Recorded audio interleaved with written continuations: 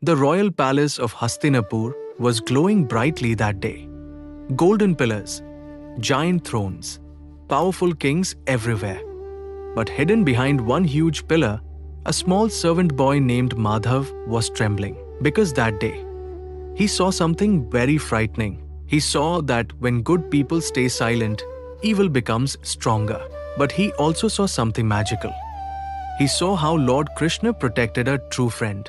Madhav worked in the palace carrying fruits and water for the guests. Most people barely noticed him, but one person was always kind to him. Draupadi, the brave queen of the 5 Pandav brothers. People across the kingdom admired her for her courage and wisdom. Even though she lived in a huge palace, she treated everyone with kindness. Whenever Madhav made mistakes or got scared, Draupadi would smile and say, "Never feel small, Madhav. A good heart is never small." Madhav always remembered those words. The Pandavas and Kauravas were cousins. But while the Pandavas were known for being kind and truthful, Duryodhan, leader of the Kauravas, was jealous of them. He wanted their kingdom for himself. And one day, he made a terrible plan. A long time before the terrible dice game, Lord Krishna had once accidentally cut his finger while using his Sudarshan Chakra. Everyone around him panicked. Some people rushed to find cloth. Others froze in shock. But Draupadi didn't wait. She quickly tore a small piece from her own sari and gently tied it around Krishna's finger. The bleeding stopped. Krishna looked at her with a warm smile. "You helped me like a true friend today. One day, I will protect you too." Draupadi smiled. She had no idea how important those words would become. One morning, the entire palace became noisy with excitement. Even the palace parrots started shouting, "Dice game! Dice game! Today, there will be a grand dice game between Yudhishthir and Duryodhan." But this was not a fair game. Duryodhan's uncle, Shakuni, was famous for cheating. People believed Shakuni's magical dice obeyed him like loyal pets. No matter how he rolled them, the numbers always favored him. Shakuni rolled the dice so confidently that Madhav secretly wondered. "Those dice listen to him better than I listen to my mother." The dice clattered loudly across the floor again and again. At first, Yudhishthir lost gold, then jewels, then elephants and chariots, then the palace itself, then even his brothers. Madhav started counting the losses on his fingers, but ran out of fingers very quickly. Madhav's hands started shaking. Surely the game would stop now. But Duryodhan suddenly leaned forward with a cruel smile. "If you still have courage, bet Draupadi next." The entire hall fell silent.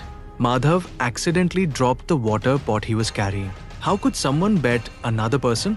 But to everyone's horror, Yudhishthir agreed, and he lost. Duryodhan immediately shouted, "Bring Draupadi into the royal hall." Dushasna stormed into her chambers. At that moment, Draupadi was peacefully praying. When she heard what had happened, she asked a question that shocked everyone. If a man has already lost himself, does he still have the right to bet someone else? This became one of the most famous questions in the Mahabharata. Even the wisest elders in the hall could not answer it. Bhishma stayed silent. Dronacharya stayed silent. Some elders knew this was wrong, but they were too afraid or confused to stop the king's family. The mighty warriors lowered their heads. Madhav looked around in confusion. Why wasn't anyone helping her? Tears filled Draupadi's eyes. The giant royal hall was filled with powerful warriors and guards, and she was surrounded from every side. But nobody stood beside her. Madhav felt terrible inside. He remembered her words again. A good heart is never small. Even though he was frightened, Madhav took one tiny step forward. But the guards immediately stopped him. He was too small to fight powerful warriors. So instead, he folded his hands tightly and whispered, "Lord Krishna, please help Draupadi." Dushasna grabbed Draupadi's sari and began pulling it. The hall gasped in horror, but Draupadi closed her eyes. Krishna was far away in another kingdom, but he could still hear the prayers of his true friends. Draupadi truly believed Krishna would help her, even when nobody else did. "Krishna, only you can protect me now." And suddenly, a miracle happened. as Dushasana pulled the cloth. More cloth appeared. He pulled harder. More cloth appeared. Again and again and again. The cloth began piling across the floor, over the stairs, around the giant pillars. It looked like a colorful river flowing through the royal hall. One confused guard even got tangled in the endless cloth and spun around in circles. But the sari still never ended.